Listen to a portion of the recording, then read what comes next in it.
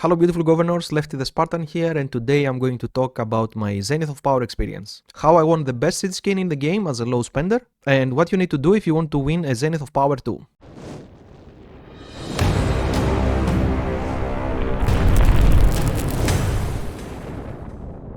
Let's start with the basics. If you are a free-to-play player or a low spender, the most important thing is to be a gamer. You need to enjoy grind, be patient, and stay consistent. All these factors will play a significant role in your chances of winning a Zenith of Power. It will take a considerable amount of time and effort until you are ready to go for it. Stick with me for the details, and in the end I will provide a step-by-step execution plan. First, I chained my daily AP in my home kingdom every single day, without exceeding my daily AP limit though. Do not spend AP bottles chaining in the home kingdom. Save all your AP bottles and use them in the Lost Kingdom during KVK events for maximum rewards. If you are going for Zenith, chaining is better than Barbarian Forts any time of the day. I chained and gathered gems almost every day and used all my AP bottles in KVK for Barbarians for approximately 10 months. Next, you will have to actively participate in all events and KVK events to earn as many rewards as possible. Additionally, your VIP level should be as high as possible, since every buff will help you over a span of 10 months to a year. When I went for Zenith, I was at VIP level 15. Furthermore, you need to save as much military research as possible.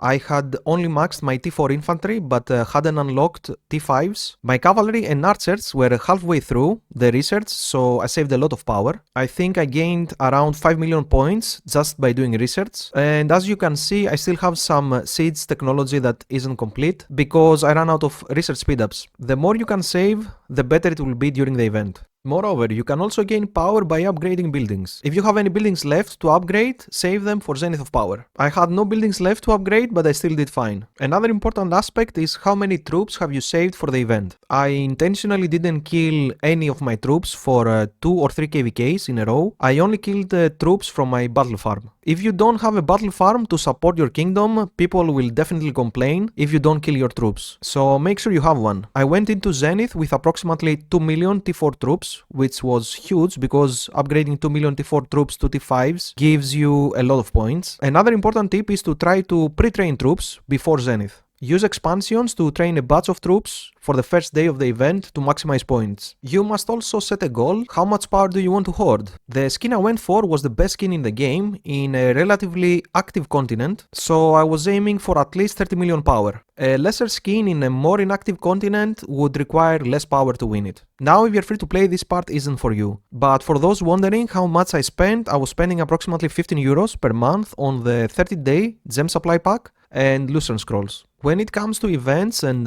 gem spending, I did spend gems here and there, but in my opinion you should try to save as many gems as possible, just in case you need them last minute during the event. It's worth mentioning that when my Zenith was announced, I started buying all the speedups available at a discount with gems. You can find speedups on discount in the weekly VIP shop and also from Esmeralda. Finally, communication is key. You must inform your kingdom that you're going for Zenith, especially if you don't meet your goals in KVK. This will help you avoid being zeroed if you don't meet your DKP requirements. This will also be important when Zenith comes, as you will likely ask your leadership to activate kingdom buffs or to grant you the Duke buff for as much time as possible. So how much did I hoard in these 10 months? With hard grinding and low spending, I amassed 7.2 or more years of universal and training speedups, around 250 days of research speedups, approximately 2 million T4 troops as I mentioned earlier, and I had on hand 2.5 billion food,